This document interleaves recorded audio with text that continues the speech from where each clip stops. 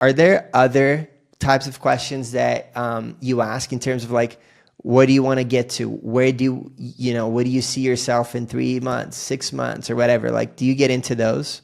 Absolutely. Yeah. So in the framework that I teach, there's a bunch of different sections, and I'll kind of cover them quickly to give you some context. So we ask like a general story of what's currently going on in the business. We'll go over their marketing and their metrics because we're marketing agencies. So we want to understand that first and foremost. If you're a content agency, that should be one of the main subjects is talking about content.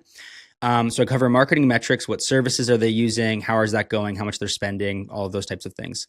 Then I go through what their team looks like, primarily wanting to understand if they have a business partner and if it's an equity business partner or if their wife is doing their accounting so that I know I'm gonna need a wife objection, for example. We cover the agency. So what are you looking for in an agency? What are you not looking for in an agency?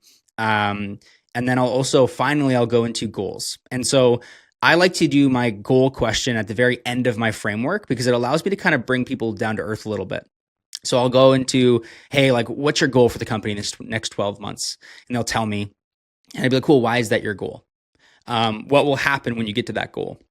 And then after I paint this beautiful picture of where they're wanting to go and the vacation that they're wanting to get to, I bring them back down to earth. So where are we at right now then? And I remind them of where we're at. And it kind of creates a bit of a gap of like, I want to make 10 million this year, but you're currently at 3.